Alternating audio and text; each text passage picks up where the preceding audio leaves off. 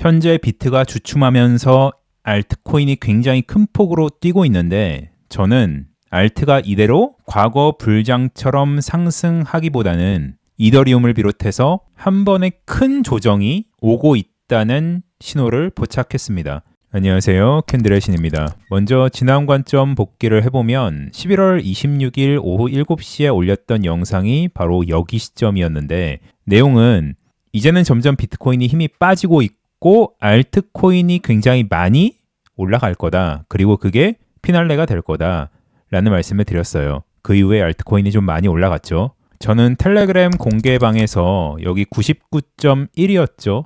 이 부분에서 이렇게 장기간 들고 있었던 롱 포지션을 전부 다 정리를 했습니다. 그리고 최근에는 알트 매매를 좀 많이 했는데 가장 크게 먹었던 건 바로 어제였죠. 이거는 ENS였고 한 400%까지 봤었던 것 같아요. 진입했던 시점은 오전 9시 25분에 5분 캔들 상승 삿바, 그것도 세컨드 상승 삿바 캔들을 보고 진입을 해서 단기간에 굉장히 큰 수익을 봤었던 것 같습니다. 이렇게 알트코인 위주로 좀 매매를 이어나갔고 오늘 녹화를 한 이유는 사실 제가 이더리움과 알트코인의 불장을 26일부터 말씀을 드렸지만 차트에서 점점 좀 이상한 신호들이 좀 발견이 돼서 이거는 꼭 말씀을 드려야겠다라는 마음에 녹화를 했습니다. 먼저 저도 알트코인이 굉장히 많아요. 뭐 RWA부터 해서 막 외국계 잘 모르는 코인까지 알트코인을 많이 매수를 했는데 롱도 많이 담아놨는데 저점에서 지금 나오고 있는 신호는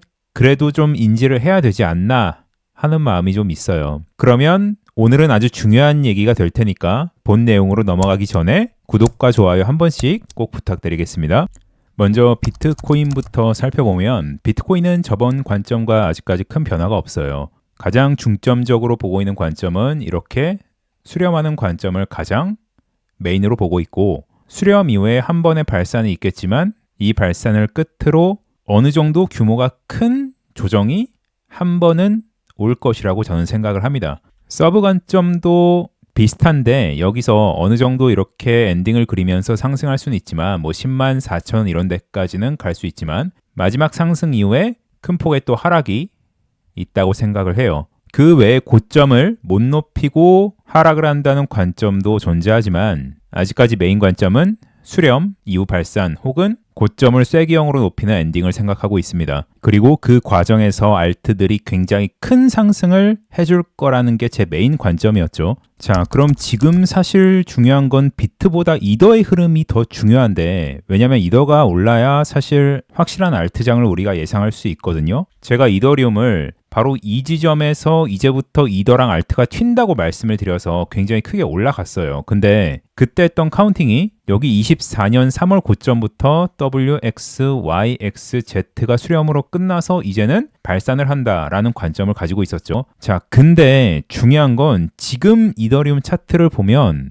힘이 좀 빠져가고 있는 느낌이 좀 많이 듭니다. 왜냐하면 저번 영상과 그리고 최근에 몇 개의 영상을 보시면 제가 계속 강조했던 부분이 4시간 이상의 큰 시간 프레임에서 계속해서 고점을 이렇게 높이는데 거래량이 이렇게 점점 빠지는 그림은 상승하는 힘이 점점 빠지고 있다는 것으로 해석해야 된다고 말씀드렸죠. 지금 보시면 이더리움이 딱 그런 모습이에요. 계속 거래량이 빠지고 있죠. 여기서 반전이 되려면 거래량이 이렇게 추세선을 맞고 계속 떨어지는 추세 하락이 발생을 하고 있는데 조금 더 확대해서 자, 이 추세선을 뚫는 거래량 방향대로 시세가 분출할 가능성이 큽니다. 만약에 여기서 이렇게 양봉이 크게 나와서 이렇게 분출하는 양봉 거래량이 뜨면 가격이 계속해서 상방을 이어나갈 수 있는데 만약에 여기서 음봉이 뜨면서 그 음봉 거래량이 여기를 추세 돌파를 하면 이거는 당분간 조정이 올 수도 있겠구나라는 생각을 하셔야 된다는 얘기죠. 왜? 그거는 제 지난 영상과 지지난 영상의 과거 차트 고점에서 전부 다 제가 백테스팅을 한 걸 보여드렸죠. 그래서 이런 흐름을 조심을 해야 되고 두 번째로 카운팅적인 측면에서도 봤을 때 만약에 여기가 이제 상승 파동의 시작이면 저는 카운팅이 3개 정도가 존재한다고 생각을 해요. 여기서 임펄스 1파가 끝나고 2가 조정이 오고 지금이 3파가 진행 중인데 3파에서 3-1파가 이렇게 리딩으로 진행돼서 3-1 나오고 3-2 조정이 나오고 올라가는 시나리오. 이게 첫 번째고 두 번째로 약간 카운팅이 애매모호하긴 하지만 여기서 1, 2, 3, 4에서 5가 이렇게 엔딩으로 나오고 5파 이후에 한 번에 ABC 조정이 나오고 올라가는 거. 두 번째 시나리오. 그리고 세 번째는 지금 상승하는 파동이 추세 파동이 아니라 여기서부터 이렇게 A가 나오고 B가 나오고 지금 C가 나오고 있는데 C가 엔딩으로 나온다면 이렇게 A, B, C, D, E에서 파동이 끝나고 쭉 내려가거나 아니면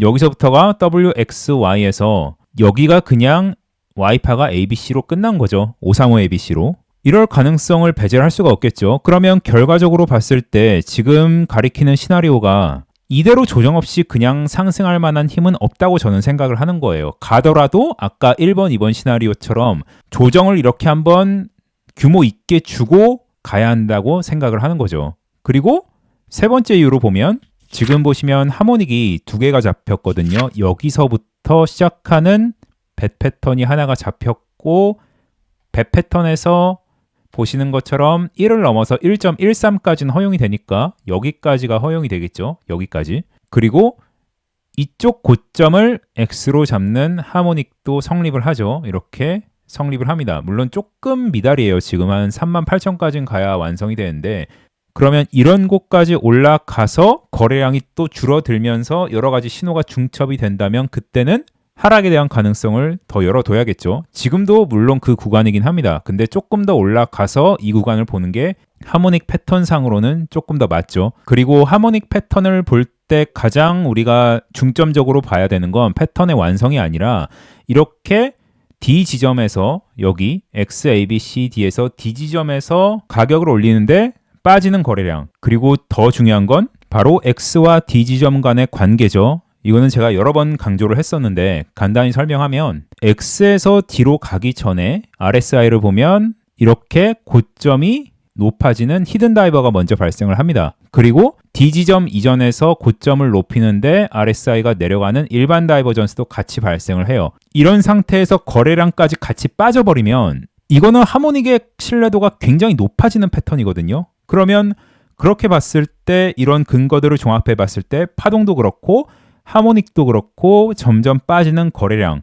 이런 것들이 지금 당장 이더가 고점을 뚫고 가기보다는 조정을 한 번 더 거쳐야 된다. 그 조정의 깊이는 그때 가서 생각해 보자라는 게 바로 제 관점이죠. 근데 제 관점이 이렇다고 해서 저는 뭐 풀숏을 치느냐? 그렇진 않을 거예요. 저는 현물로 알트도 굉장히 많고 선물 롱 포지션도 가지고 있습니다. 그래서 그런 것에 대한 리스크를 해칭하기 위해서 숏 포지션을 잡는 부분은 있지만 이런 것만 가지고 대상승장에서 다 정리할 수는 없거든요. 조금 더 확실한 제가 가장 신뢰도 있게 보는 그런 4시간이나 1일봉에서 그런 캔들들 하락 캔들, 뭐 스탑헌팅 캔들 이런 것들이 발견이 돼야지 그때 정리를 생각을 해볼 것 같아요. 그래서 아직까지는 너무 걱정은 하지 마시고 만약에 큰 시간 프레임에서 어떤 하락 캔들이 나오면 그때는 제가 다 텔레그램에 업로드를 하겠습니다.